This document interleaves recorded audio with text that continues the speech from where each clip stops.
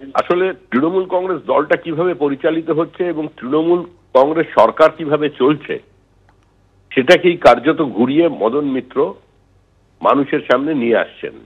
তিনি তার জীবনের প্রত্যেকটা উত্থান পতন, তার রাজনৈতিক অতীত, তার রাজনৈতিক বর্তমান এবং ভবিষ্যৎকে তৃণমূলের আঙ্গিকে যেভাবে স্পর্শ করেছেন, সেই অভিজ্ঞতা থেকেই তিনি এটা বোঝাতে চাইছেন যে সরকারটা এই মুহূর্তে পশ্চিমবঙ্গে আছে, সেই সরকার বা যে দল ক্ষমতায় আছে সেখানে টাকা দিয়েই সমস্ত মানুষের নৈতিক মাপকাঠির মূল্যায়ন করা হয়।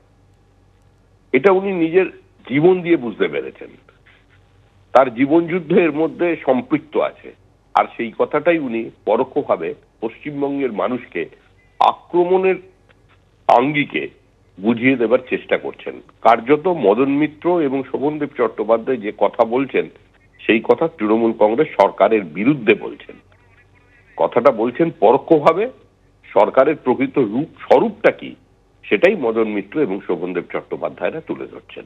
একের পর এক শাসক নেতা লাগাতার আক্রমণ করেছেন অভয়ের পরিবারকে, আর এবার বেলাগাম মদন মিত্র। রেহাই পেলেন না সন্তানহারা পরিবারও। কুণাল ঘোষ, ফিরহাদ হাকিম, কল্যাণ বন্দ্যোপাধ্যায়, সৌগত রায়ের পর এবার চিকিৎসকের মা বাবাকে বেলাগাম আক্রমণ করলেন তৃণমূল বিধায়ক মদন মিত্র। পরিষ্কার করে বলুন কি চাই? টাকা মনে করলে টাকাই চান, বললেন মদন মিত্র। আপনি পরিষ্কারভাবে বলুন, আমি সিপিএম এবং বিজেপি আমায় যেটা বলছে আমি সেইটা বলছি। তার জন্য আপনি কি চান? শুনেছি ডাক্তারদের 4 কোটি 5 কোটি উঠেছিল।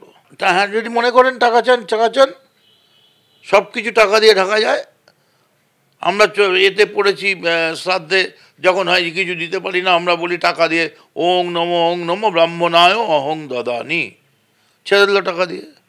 এটা কি করছেন আপনি? বাংলায় দাঙ্গা লাগাতে চাইছেন আপনারা। এই যে ঘটনাটা করছেন আপনারা, কিন্তু এতদিন ধরে প্রত্যেকটি সন্তানের কাছে আপনারা মা বাবা ছিলেন। এখন প্রত্যেকটি সন্তানের কাছে আপনারা দায়িত্বশীল,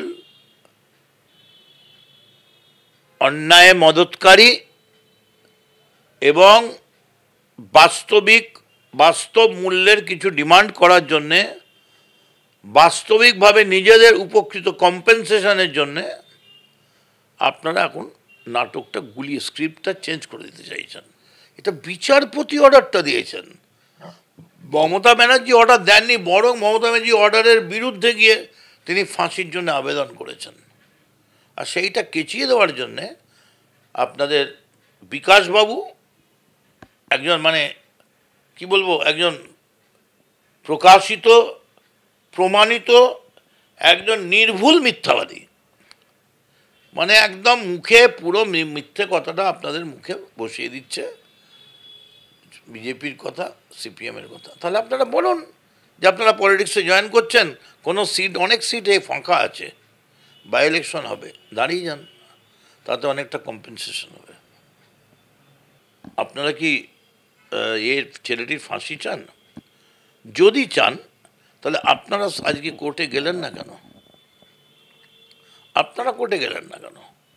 আপনারা বাবা মা হয়ে দাঁড়াতে পারতেন কোর্টের কাছে গিয়ে, গেলেন না। যদি ফাঁসি না চান তাহলে সিবিআইকে বারণ করলেন না কেন? আর যদি ফাঁসি আর ফাঁসি নয়ের মাঝামাঝি দাঁড়িয়ে থাকতে চান তাহলে বাই ইলেকশন খোঁজ করুন কোথায়, তবে জিততে পারবেন না, চান্স নেই।